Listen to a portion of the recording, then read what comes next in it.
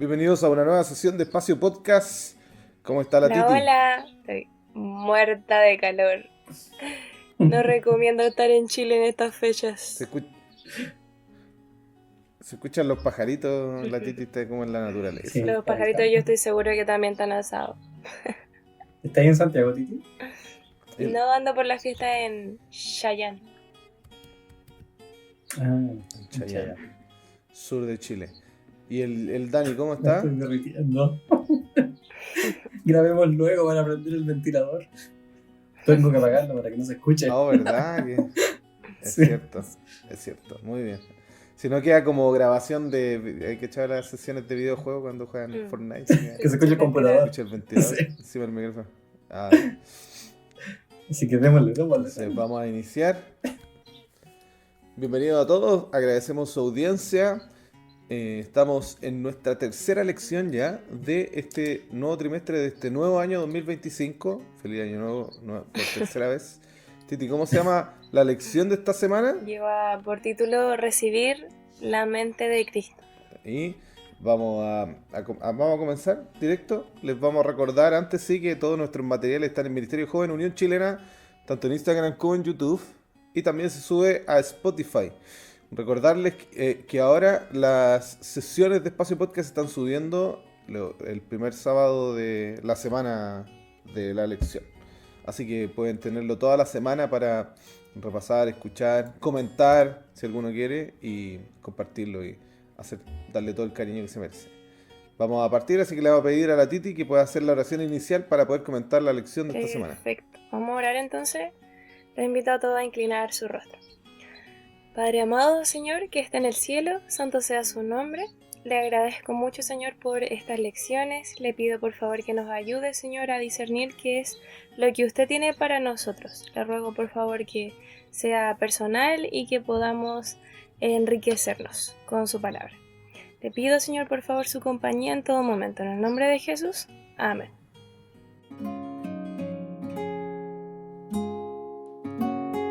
Tu espacio de escuela sabática.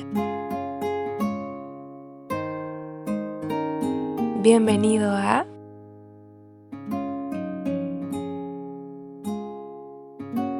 Espacio Podcast.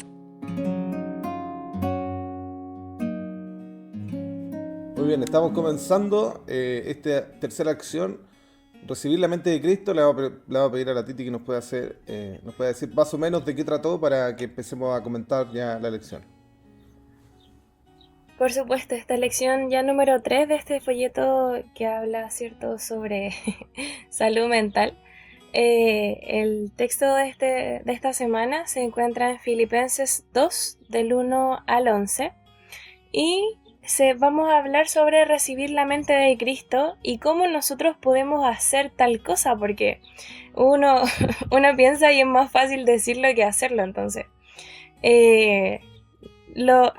les pregunto a ustedes si es que les ha pasado algún matrimonio o quizá una relación madre-hijo o de amigos, ¿cierto?, que son muy compañeros.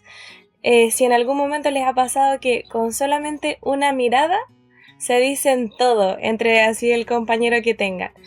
El autor del folleto cuenta sobre una historia, ¿cierto?, en la que un líder de iglesia, estando adelante, ¿cierto?, se movió de una cierta manera cuando dijeron algo y su esposa la miró así de una forma muy cómplice y después le dijo así como, sabía exactamente lo que estaba pensando en ese momento, no tuvo ni siquiera que decírselo. Entonces, esto pasa cuando uno convive con alguien o uno pasa mucho tiempo junto a una persona, ¿cierto? Después los pensamientos uno los va conociendo, después uno va conociendo expresiones, gestos. Entonces, literalmente, después pueden entender lo que piensa la otra persona o cómo actuaría la otra persona en ese momento. Así que esto también puede suceder contigo o conmigo como humanos. Imagínense que podemos, ¿cierto?, invitar a Dios a asumir un rol que tenga un control en nuestra vida. Entonces nosotros podemos orar por tener la mente de Cristo y cultivar esta relación íntima con Él, y nosotros podemos llegar, ¿cierto?, a tener esta conexión con el Señor, esta conexión más íntima. Y la Biblia dice en 1 Corintios 2:16, ¿quién conoce la mente del Señor? ¿Quién podrá instruirle? Sin embargo, aquí vamos a poder estudiar que nosotros podemos tener la mente de Cristo, podemos recibir la mente de Cristo, así que vamos a hablar de lo que tiene Filipenses 2 del 1 al 11 para que nosotros podamos, ¿cierto?, meditar. Aprovechar de comentar, bueno, voy a leer primero el texto que está en Filipenses 2 del 1 al 11, que dice: por tanto, si hay alguna consolación en Cristo, si hay algún consuelo de amor, si hay alguna comunión del Espíritu y si hay algún afecto entrañable, si alguna misericordia, completad mi gozo, sintiendo lo mismo, teniendo el mismo amor, unánimes, sintiendo una misma cosa. Nada hagáis por contienda o por vanagloria, antes bien con humildad, estimando cada uno a los demás como superiores a él mismo, no mirando a cada uno por lo suyo propio, sino cada cual también lo de los otros. Haya pues en vosotros este sentir que hubo también en Cristo Jesús, el cual siendo en forma de Dios no estimó al ser igual a Dios como cosa que aferrarse, sino que se despojó a sí mismo, tomando forma de siervo, hecho semejante a los hombres, y estando en la condición de hombre se humilló a sí mismo, haciéndose obediente hasta la muerte y la muerte de cruz. Por lo cual, Dios también lo exaltó hasta lo sumo y le dio un nombre que es sobre todo nombre, para que en el nombre de Jesús se doble toda rodilla de los que están en el cielo y en la tierra, debajo de la tierra, y toda lengua confiese que Jesucristo es el Señor, para la gloria de Dios el Padre. Bueno, lo primero que quiero comentar, ya lo he dicho en otros podcasts, es el texto en sí mismo, ¿no? Filipenses tiene una peculiaridad, que se cree que Filipenses es el primer extracto escrito de la Biblia del Nuevo Testamento, aunque hay varias teorías. Yo he visto varias cronologías de publicación del Nuevo Testamento, una que sale Santiago primero, pero me gusta esta por la certificación, voy a decirlo así, ¿no? Por la certificación de la tradición. ¿Por qué? Porque se entiende que uno de los primeros que empieza a escribir es Pablo. Pablo, por ejemplo, escribe 1 Corintios, que lo escribe, se entiende que lo escribe en los años 50, ¿cierto? Más o menos, como en los 50, 55. Y escribe 1 Corintios, donde él da testimonio de su conversión, de cómo creyó en Jesús, de que estuvo 3 años en el desierto. Entonces, después, cuando tiene sus viajes, empieza a escribir las cartas, como por ejemplo Filipenses, ¿no? Que esto pasa dentro de los primeros hasta el año 70 más o menos, 60 y algo, 60 y algo, 68 si no me equivoco, después de Cristo. Entonces, cuando él escribe Filipenses, por ejemplo, que entendemos que Jesucristo muere y resucita, y todo eso pasa entre el periodo del año 30 hasta el 33, en su ministerio, el final de su ministerio. Si el año 55 escribe Corintios, han pasado alrededor de solo 20 años de que Jesús asciende al cielo y alguien publica sobre él. Bart Ehrman dice, es mucho tiempo. Si de verdad fue importante Jesús, ¿por qué no se escribió al tiro? Entonces viene esta teoría de la tradición que me gusta mucho, ¿no? Que si se escribió Corintios en el año 50, eso significa que lo que escribe Pablo está escribiendo sobre un evento que sucedió antes, ¿no? Hay un evento en un corto periodo de tiempo, 20 años. Y no obstante, si escribe Filipenses, digamos, un poquito antes o en el mismo periodo que Corintios, Filipenses en el capítulo 2 tiene esto que hasta en español, lo que yo acabo de leer, el extracto, suena como poesía. Ya pues este sentir que hubo también en Cristo Jesús, el cual no escatimó a ser como Dios, algo que aferrarse. También tiene como una forma media poética, ¿no? En español. Este extracto tiene que haberse escrito, se cree que este extracto era un sílabo. ¿Por qué? Porque Pablo está escribiendo su carta y de repente pone esto como una poesía. Entonces, ¿de dónde saca esto Pablo? Entonces se cree que hay una tradición de un sílabo. Sílabo es como un cantito, ¿no? Una poesía, como una frase que se repetía, que ya existía, que Pablo como que copió y pegó en Filipenses. Entonces, sí, Pablo escribió y era un sílabo que ya existía. Estamos hablando que quizás promedio pudiera existir unos 10 años antes, ¿cierto? En los años 40. Y si Jesús murió y resucitó, ascendió al cielo entre los años 30 y 33, y en los años 40 ya existía el sílabo, ¿cuánto tiempo pasó? Ni siquiera pasaron 10 años. ¿Qué significa eso? Que desde el acontecimiento hasta que ocurrió es muy corto tiempo. Tú vas a decir, no, porque hoy día cuando acontece algo, yo ya vi un libro en francés sobre lo que pasó en Gaza el año pasado. Bueno, hace un poquito, una fracción, un poco más de un Los año. medios son Y hay un distintos, libro po. publicado. Ahora es mucho más rápido. Pero en la antigüedad, así es, en la antigüedad no era así.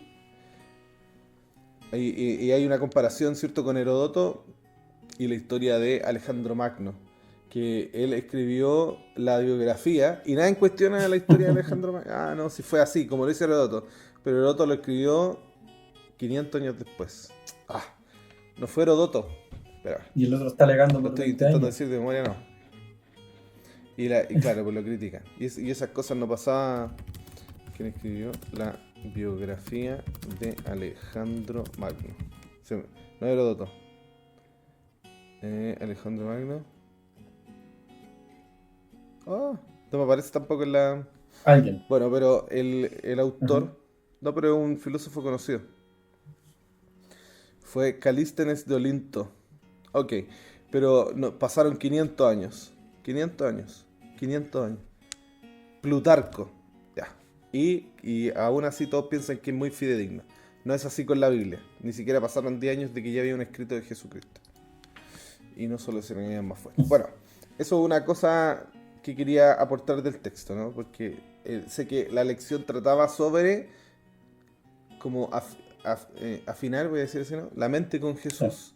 Y quiero hacer un hincapié en la lección, perdón, en el martes. ¿Qué pasa con el martes? Me gustó porque habla de la fe y la obediencia. Porque como yo tengo una relación con Jesús y me empiezo a parecer a Jesús, la fe y la obediencia es una de las mejores respuestas. Hay un libro de Elena White que se llama Fe y Obras, me gusta mucho. Cortito. Y habla muy bien de la fe práctica. ¿Por qué la fe aquí dice como la fe y la obediencia el siguiente nivel? Ya. ¿Por qué la fe y la obediencia? Porque la fe es otra palabra para la confianza. ¿Ok? Cuando nosotros decimos fe, que es como el estilo de vida, ¿no?, del creyente, es otra palabra para confianza. Y nosotros ocupamos regularmente la palabra confianza para las relaciones, digamos, románticas, las relaciones de amistad. Pero ¿qué pasa? ¿Qué es la confianza? La confianza es como el acto de poder mirarnos a nosotros o estar cerca a nosotros sin alejarnos, tipo, sin salir corriendo, desconfiando de la otra persona como que me puede hacer algo, ¿no? O hacer un acto irracional con el otro. ¿Qué es lo que pasa con eso? Que cuando tú tomas la confianza o pones confianza en otro, es voy a decirlo así, ¿no?, un acto de locura, creyendo que el otro va a cumplir lo que dijo. Eso es la confianza. Es un acto irracional de decir, bueno, si la otra persona lo dijo, lo va a cumplir. Ahora, ¿qué pasa con la confianza? Es que tú simplificas a la persona con el pacto que hace contigo. No, soy tu amigo. Entonces, para ti, tú lo simplificas en ese concepto, ¿no? No, nunca te voy a mentir. Entonces, tú, ¿qué es lo que hace? Intentas desimplificar a la persona con digamos, la alianza que tienen. Y es súper bueno, ¿por qué? Porque las personas son más complejas de lo que nosotros creemos, pero entre nosotros tenemos ese código. Somos amigos, somos pareja, o nunca te voy a mentir, siempre voy a estar contigo, y tú pones la confianza en eso. Ahora, tú puedes tomar la palabra de la otra persona como no, pero es de la forma que nosotros nos comprendemos en las relaciones. Ahora, también podemos hacer ciertas aseveraciones de las otras personas que pueden ser equivocadas, pero me gusta mucho que cuando uno confía en otro es que yo te digo algo y lo voy a cumplir, y si lo cumplo saca más provecho de una persona en la que no puedes confiar.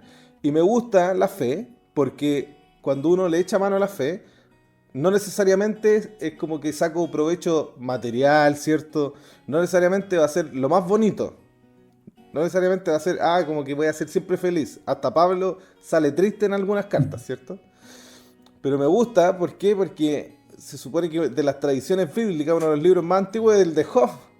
Entonces es como que ya, voy a tener fe, voy a creer en Dios, pero mira, esto es lo que te espera, ¿no? Y uno de los primeros libros que se escribe es, toma, es así más o menos la fe de chiquillos, para que sepan. Es Hoff. Entonces, ¿qué es lo que evita la confianza o la fe en Dios? El caos. Y me gusta porque Él no te desampara, o sea, no hay forma de que Él no cumpla su palabra, pero tienes que saber que más o menos el camino a la fe es así de complejo, ¿no? Es así de complejo, o sea, vale la pena, pero es así de complejo. Y si no tenemos confianza, es como que nosotros camináramos en un hielo delgado, porque cualquier cosa que acontezca puede romper la situación. ¿Y qué es lo que pasa con la confianza? Esta es otra cosa que me llama mucho la atención de la confianza, es que te deja en un lugar seguro.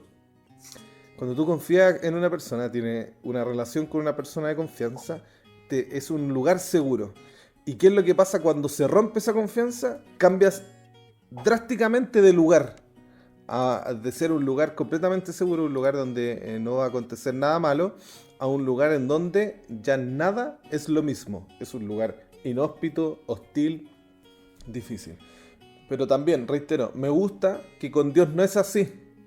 ¿Por qué? Porque no es como Dios no es un hijo de hombre para no cumplir su palabra. Entonces no hay situación en la que uno puede decir, dejo de confiar en Dios. Dios me traicionó. Sí, nosotros podemos traicionarlo. Regularmente lo traicionamos. Pero no es así con Dios.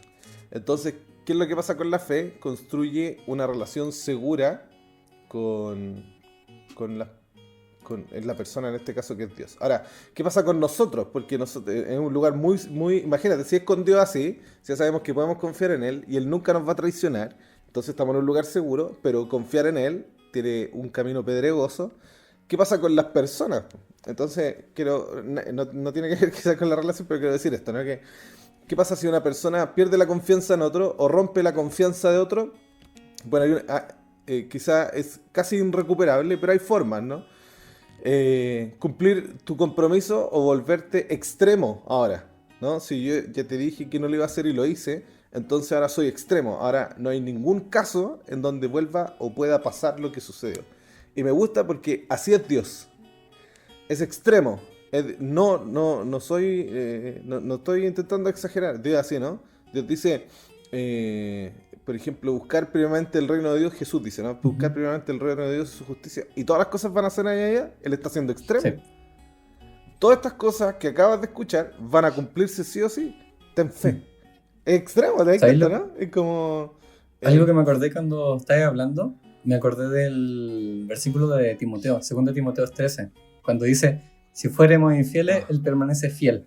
Y en griego, cuando dice fiel, usa la palabra pistis o pistos. ¿Y qué es fe?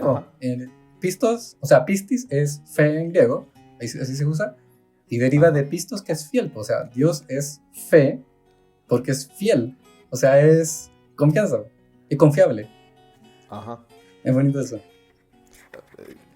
profundo, entonces, por eso quería resaltar un poco la lección del martes, porque lo que creo que conecta una profunda relación con Dios es confiar plenamente en Él, pero hay que entender que es la confianza, ¿no? Entonces intento describir de cierta forma, y ahora cómo nosotros enfrentamos la confianza, y quizás esto es lo último que digo, cómo nosotros enfrentamos la confianza con Dios, y hay que ser naive. ¿Cómo es naive en...? Naive es como... Cuando es muy naive. Espérame. Una persona naive es una persona... ¿Simple? No es inepta. Ya, es parecido. Es como entre inepta, simple, es muy... Se hace el lenguaje juvenil. No me lo sé. No, naive en inglés. No, si sé a lo que hace referencia. Eso es lo que pasa cuando... Pero naive ingenuo. Yo sé que es como simple. Ingenuo, pero gracias. Sí. Ingenuo. Eso, ingenuo. Ya. Hay que ¿cómo yo enfrento la confianza? Siendo ingenuo. ¿Por qué? Porque, voy a decirlo así, ¿no? Cuando dije que entre personas no nos conocemos 100%, sino que simplificamos a la persona por el trato de confianza que tenemos, el contrato, voy a decirlo así. Imagínate cómo es con Dios. Yo voy a confiar plenamente en Dios a pesar de no conocerlo. Entonces el proceso de la fe es ir conociéndolo, ¿no? Que va a ser un camino eterno. Pero tengo que ser naive. Ahora para no ocupar esa palabra en la escuela sabática. Que es ingenuo. Se me ha olvidado. Que la ocupo en inglés, pero se me olvida. ingenuo. ¿Por qué? Porque en cierta medida soy una persona que no conoce completamente a Dios, pero tengo que creer aún así, ¿cierto? Que el contraste con Tomás, que dice, si no lo experimento, todo lo que quiero experimentar no voy a creer. Entonces Jesús hace el contraste y dice, bueno, bienaventurados los que no son así como Tomás, que a pesar de no meter el dedito en la herida y experimentarlo al tocarlo, van a creer. Entonces, esto creo que, pienso, creo que puede construir una fe sana y cambiar nuestra mentalidad, ¿no? Que es más o menos lo que habla la escuela sabática. Convertir nuestra mente en una persona que se asemeja o vive como Jesucristo, así como Pablo lo vivió, que el ejemplo de la lección era, Pablo estaba en la prisión, pero aún así tenía fe, ¿no? Y aquí se ve un claro ejemplo, porque ¿qué hubieran pensado las otras personas que estaban en la prisión con Pablo? Oye, qué ingenuo este, ¿eh? ¿Cuántos años llevamos aquí nosotros en la prisión? ¿Cuánta gente que ha llegado a la fe? Y bueno, y cuento un testimonio. Llegué a una oficina a trabajar años atrás. Y bueno, la Titi me conoce, pero siempre he sido igual, ¿no? Por ejemplo, en Navidad me gusta poner los villancicos de música. Yo lo hacía eso en mi oficina. No sé, pues yo leo mis libros cristianos en público, me da lo mismo. No soy una persona que no. La fe es como parte de muy natural, no es como que me guste mostrarme, sino que es algo muy normal. Y, y cuando estaba en la oficina, era una oficina donde trabajaban puros cristianos. Y, y cuando llego a la oficina, claro, pues yo de repente estaba escuchando mi música cristiana, estaba, no sé, leyendo mis libros. Y claro, para las personas normales, para mí eso es súper así cotidiano. Pero para una persona quizás que no tiene la fe, es como una cosa así. Ah, se anda mostrando la fe, ¿no? Ah, mira, qué interesante que muestra la fe de la persona. Como un musulmán que viste hijab, una niña que viste hijab, ¿no? Que para ella es muy normal, pero para el otro, eso es parte de su fe. Entonces, en la oficina, siempre me acuerdo que yo ponía los villancicos, por ejemplo, porque ellos ponían las cuecas para el 18, yo ponía los villancicos para Navidad, y un chiquillo, que al final igual era como mi amigo, me dice, no sé qué te creéis tan canuto. Canuto es un término que se ocupa en Chile para referirse a los cristianos, que son como evangélicos. Entonces me dice, no sé por qué te creéis tan Despectivo. canuto. Todos llegamos así acá a la oficina, sí, despectivo. Todos llegamos así aquí a la oficina, bien cristianos, me dijo, pero mira cómo estamos ahora. Así me dijo. Yo estaba recién llegado a la oficina. Y nunca cambié, nunca. Ni siquiera después ellos se juntaban, tipo, jugar al balón, toda la pelota, y yo nunca me junté con ellos, pero después cuando me fui recibí correo, ¿no? De personas que me decían, qué rico que nunca cambiaste desde que llegaste, me decían. En el correo de despedida, gente que no era mi jefe, nada. Entonces, eso quería decir. Bueno, eso es más o menos como lo que quería aportar a la lección, que cuando uno cambia su fe o cambia por lo menos su concepción de la fe o la confianza, tiene esta relación de confianza con Jesús, se sincroniza, ¿no? En cierta medida, cómo fue Jesús. Me gustó tu mirada porque me hizo recordar mucho de lo que he aprendido sobre la fe. Tiene mucho que ver. Yo encuentro que la fe, ahora desde otra perspectiva, es como la herramienta que Dios nos da para el crecimiento al final. Que la fe tiene que derivar en un cambio, en un cambio del carácter. Por eso me recuerda también Proverbio, porque dice, el hombre fiel, dice, tendrá muchas bendiciones, y usa la misma palabra en hebreo, pues, que fe, que es emuná. Y, ajá. Entonces siento que tiene que ver mucho con eso. Y con la fe como el proceso en que uno amolda su carácter de gloria en gloria para parecerse al de Jesús, porque al final es un proceso. Y otra de las acepciones, aparte de como habéis dicho, confianza, que tiene la palabra fe, que en hebreo, en griego, que es pistis y emuná en hebreo, es constancia. Entonces es como parte de ese proceso. Pero ahora yo me pregunto, ¿proceso para qué? Porque al final la lección habla sobre asemejar nuestra mente a la mente de Cristo, de Jesús, ¿cierto? Y yo pensaba en la semana y decía, pero ¿cuál es ese final al que hay que llegar? Porque también hay otro versículo donde dice, voy a parafrasearlo, que dice que el estándar o la medida a la que hay que llegar es es el mismo Jesús, pues. Y como tal, Jesús venció el pecado. Ese es su estándar mental. O sea que... Están llevando por es el estándar que... Perdón, me llamaron por teléfono. Que nos dice, y Elena también nos habla mucho de eso. Y otra cosa que me hizo recordar, o sea, ese es el estándar, pero a veces igual es controversial, encuentro yo, porque si ustedes dicen vencer el pecado, es como extraño, a veces se cae como en el perfeccionismo o muchas cosas por el estilo, pero la Biblia dice que uno tiene que resistir al pecado, lo dice directamente. Y a veces como que dicen, no, es que esto va a hacer presión a los hermanos, como que no se habla mucho al respecto. Sí, es un tema delicado. Pero es importante destacar que en este camino de adaptar nuestra mente, de transformarla, que al final es eso, si para eso está el santuario, para transformar, Jesús nos dice que Él es la vid al final, ¿no? En Juan 15, dice, sí, Juan 15:4 dice, permaneced en mí y yo en vosotros, como el pámpano no puede llevar fruto de sí mismo, sino que permanece en la vid, y Jesús es la vid. Así tampoco vosotros, si no permanecéis en mí. O sea, Jesús es la vid y nosotros somos las ramas de ese tronco, ¿cierto? De ese viñedo, donde sostenernos para poder hacer esta transformación del carácter. ¿Y por qué habla de la vid como un árbol? Porque el árbol también lleva frutos, así como la fe nos hace dar fruto, y Santiago, el libro de Santiago está lleno de eso. O sea, Santiago dice, te mostraré mi fe por mis obras. ¿Y cuáles obras? Dice, obras de amor. ¿Y dónde está el amor? En los mandamientos de Jesús, porque en los mandamientos está el carácter de Jesús, que es amor. ¿Tiene algo que agregar? ¿No? No, ya.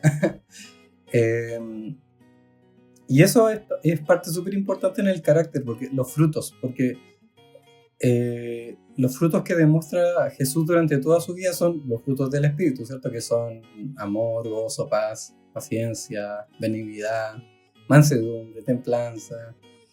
Y estas son las cosas que nosotros vamos a ir fortaleciendo al final de a poco. Porque el fin es ese, bro, dejar de pecar y, o sea, vencer el pecado, resistir al pecado. Y Santiago mismo dice, mira, ese es súper preciso. Dice Santiago 1, del 12 al 14, dice, dichoso el que hace frente a la tentación, porque pasada la prueba se hace acreedor de la corona de la vida, la cual Dios ha prometido dar a quienes lo aman. O sea, que si amamos al Señor, seguimos sus mandamientos, cultivamos la fe, el proceso, y no hacemos resistencia al pecado. Cuando alguien sea tentado, no diga que ha sido tentado por Dios, porque Dios no tienta a nadie, ni tampoco el mal puede tentar a Dios. Al contrario, cada uno es tentado cuando se deja llevar y seducir por sus propios malos deseos. Es como lo que dice la lección el jueves, que como dar espacio a... Bueno, en la lección del jueves dice hay que dar espacio al Espíritu Santo a actuar. Porque regularmente no lo hacemos, pues dejamos que nosotros mismos, nuestros deseos sean los que actúen. Y da un ejemplo, le gustó harto hablar de la esposa el pastor esta semana. El jueves habla de una señora, ¿cierto? Que le pregunta qué sentimientos tiene con el marido y ella dice que lo odia. Entonces él como que da espacio a la reflexión para que el Espíritu Santo cambie ese deseo, ¿no? Del odio, pero como tú decías, ¿no? A los frutos del Espíritu, al contraste. Entonces, que la lección hacía ese juego, ¿no? De que debemos dar espacio para que el Espíritu trabaje. Porque como que somos muy impetuosos y lo hacemos nosotros mismos, pero si le damos espacio, ¿cierto? Así como dejemos que el Espíritu Santo... Hoy estoy teniendo mucho por ejemplo, no sé, en esta lección, el marido con la esposa, muchos pensamientos negativos, entonces démosle espacio, Señor, ¿por qué estoy teniendo? Ayúdame a cambiarlos, ¿cómo los cambio? Y reflexionar en eso, cosas así, Ujú. ¿no? Igual eso es súper importante porque hay que reconocer que estamos en una batalla y la carne, como dice Mateo, la carne es débil, po. Y estamos constantemente poniéndonos en lugares donde somos tentados. Entonces la idea es, como dice la lección y también como dice Elena, hacer esfuerzos dirigidos y concretos en señales del tiempo, de Sign of the Times, de Elena. Bueno, esta es un devocional, dice de ser semejante a Jesús. Esta dice, el enemigo quiere que se hagan esfuerzos espasmódicos, porque los que hace, me enredé, porque los que lo hacen no se ocupan en ninguna batalla decidida contra el mal. Por decirlo así, se colocan sobre su mente un parche calmante y con autosuficiencia empiezan de nuevo a hacer la voluntad de Dios, pero una convicción general del pecado no es reformadora. Podemos tener un sentido vago, desagradable de imperfección, pero esto no nos servirá de nada a menos que hagamos un esfuerzo decidido por obtener la victoria sobre el pecado. Si deseamos cooperar con Cristo para vencer como Él venció, debemos en su fortaleza resistir de manera más determinada contra el yo y el egoísmo. Eso dice una devocional de Elena. Me llama mucho la atención de que actualmente estamos hablando como los pensamientos, como pensar como Jesús lo haría o pensar unánime, ¿cierto? Todos en Cristo. Y estamos hablando mucho de las obras, entonces como que ahí tiene su paradoja porque finalmente las obras son cosas que hacemos y parten de cosas que pensamos. Me gusta mucho el versículo 2 que dice, completad mi gozo a fin de que penséis de la misma manera, teniendo el mismo amor, unánimes, pensando en una misma cosa.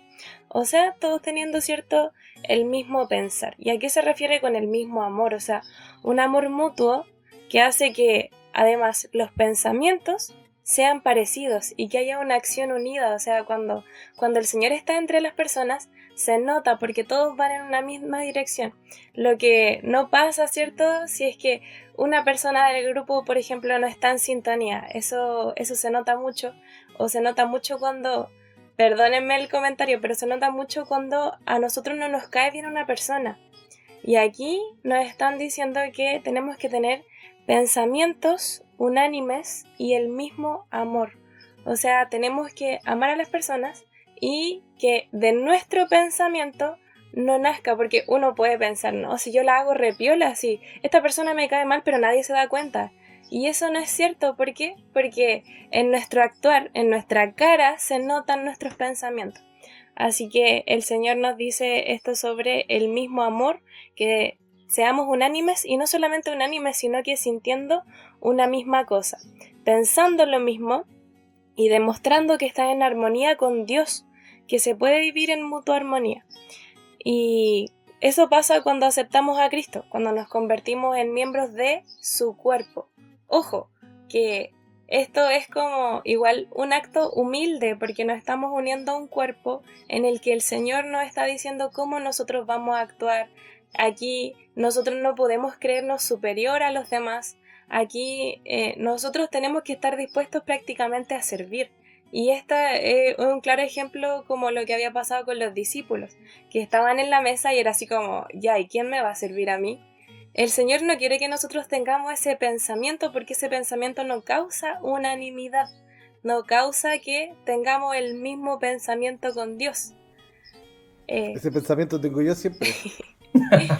¿Qué me va a servir? Imagínense, solamente que pase eso por tu cabeza, ya es como, ¡ay, qué discordia que otra persona no me esté sirviendo a mí! ¿Se entiende? Entonces, es muy importante que el cuerpo debe funcionar en unidad.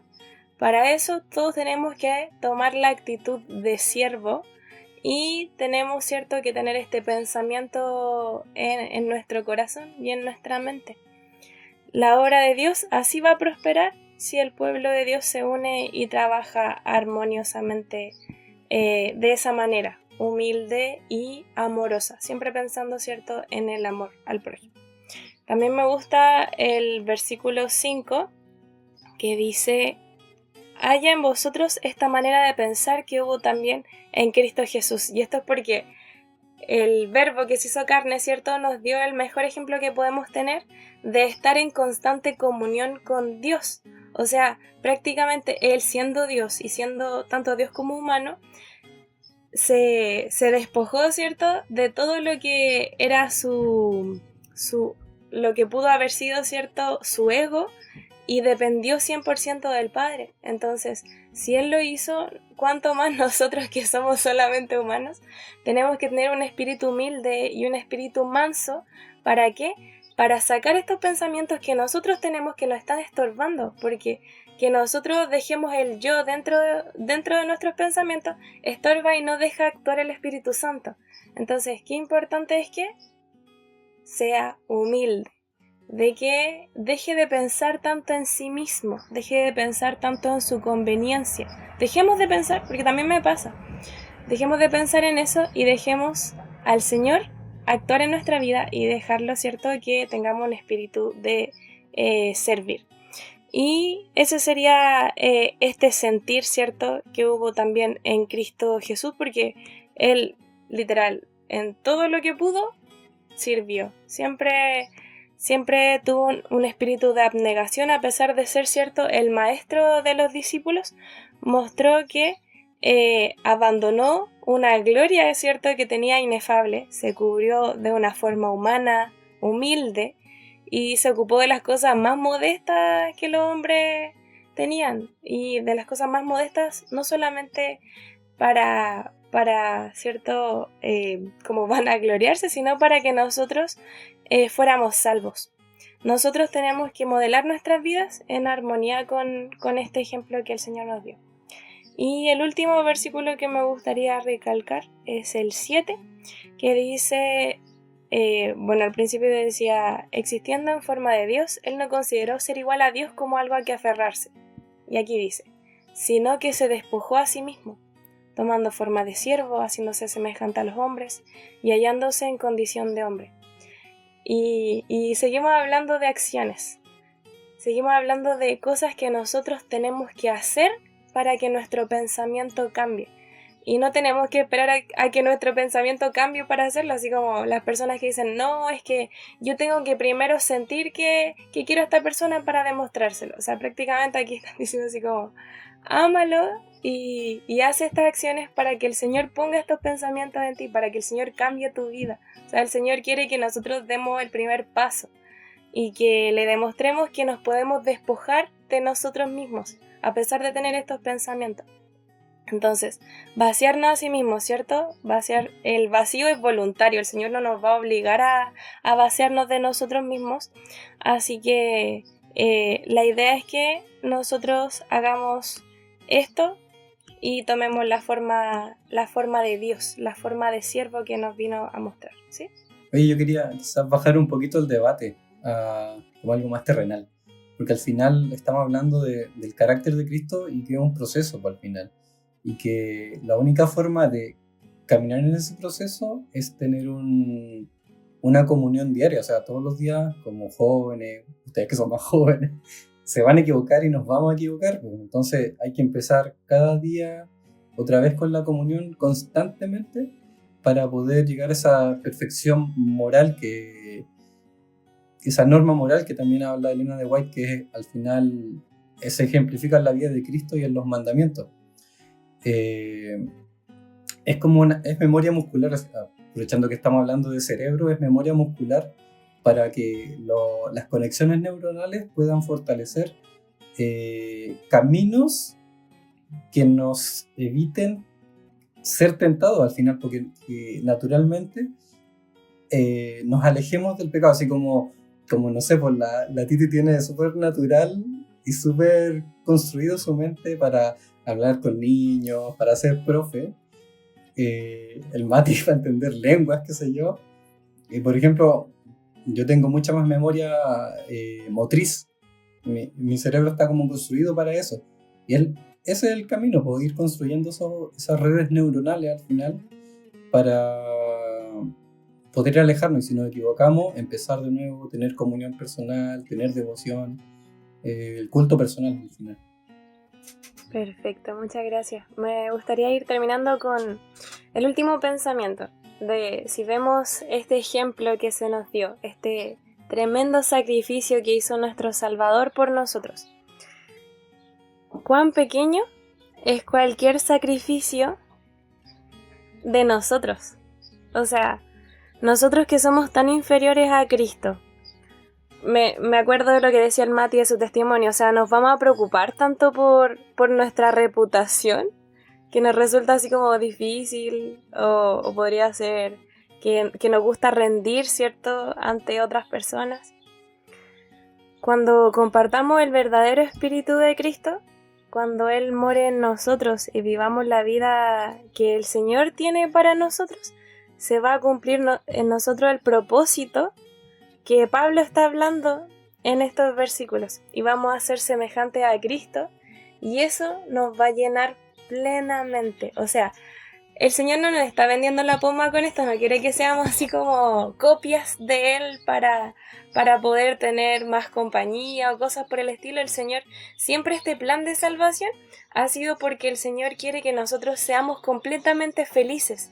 El Señor quiere que nosotros tengamos la vida que Él soñó para nosotros. O sea, el Señor te conoce más que tú mismo a ti.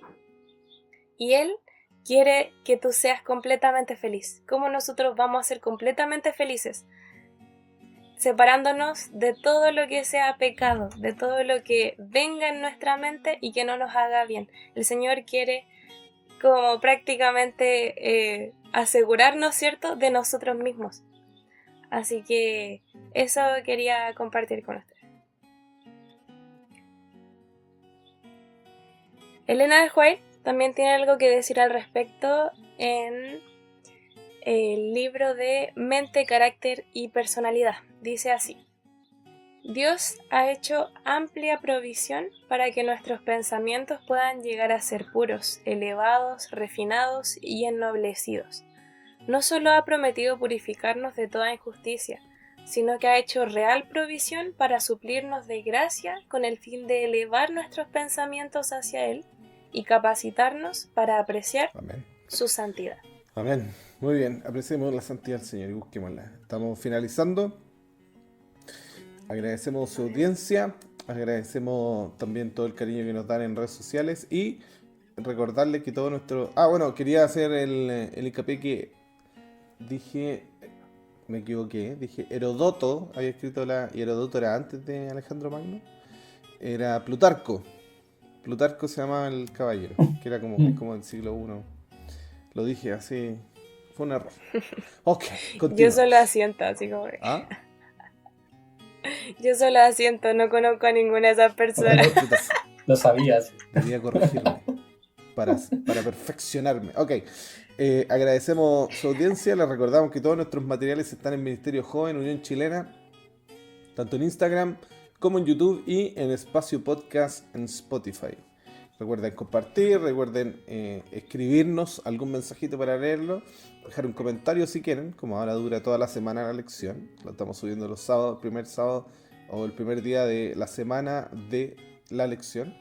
Así que podemos conversar y dialogar. Y les recordamos que deben estudiar su lección toda la semana. Disfruten el sábado con sus amigos en la escuela sabática. Pásenlo bien, lleven comidita y estudien harto la Biblia. Que el Señor les bendiga y nos escuchamos esta próxima semana en un nuevo Espacio Podcast. Chao. Nos vemos. Chao.